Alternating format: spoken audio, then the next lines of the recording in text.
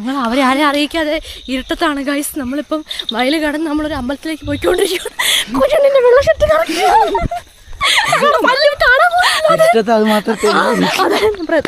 നീ എന്നടങ്ങ് പോന്നേ? എടാ ലൈറ്റ് എടാ ഫ്ലാഷ് അടിക്കണം നമ്മുടെയൊക്കെ മുഖത്തേക്ക്. എനിക്കിത് കയ്യിലേ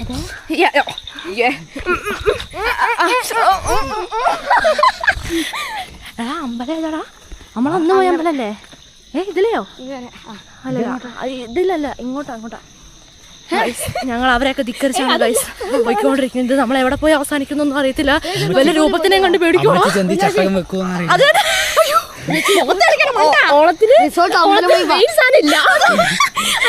എന്താ ബാക്കിൽ മടക്ക് എന്താ പൊന്നുണ്ണി പറഞ്ഞു?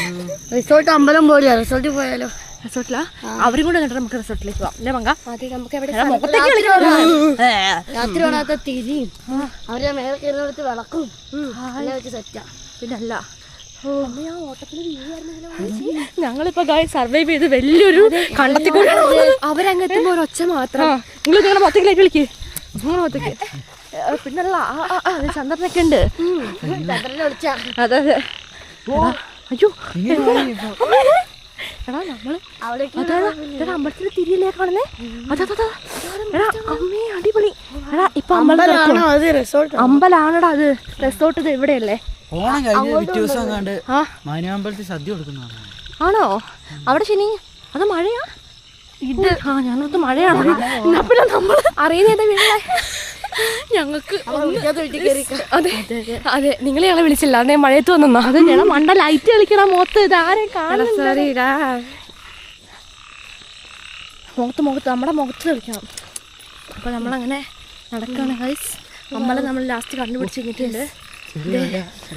പാതിരാത്രിക്ക് ഇങ്ങോട്ട് പറഞ്ഞ സർവൈവ് ചെയ്ത്. പിന്നല്ല അതിന് വലിയ വൈബായിരിക്കും. നമ്മളിപ്പോ ഓണം ഡ്രസ്സിലാണ് ഇരിക്കുന്നത്. ഓണം ഡ്രസ്സിലാണ് ഗൈസ് നമ്മളിപ്പോ ഇരിക്കുന്നത്.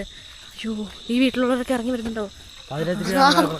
അതെ റോഡിലൂടെ ആണോടാ സൈക്കിൾ ഓടിക്കണം ചോദിച്ചു പോരാ.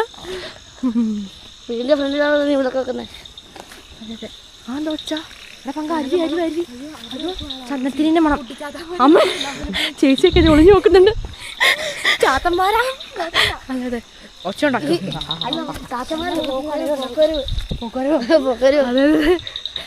നമ്മളെ അമ്പലത്തിന്റെ അടുത്തെത്തി കഴിഞ്ഞിട്ടുണ്ട് ഗൈസ്. അവിടെ അല്ലേ അമ്പലം? ഇത് മറ്റേ സാധനം വീട്.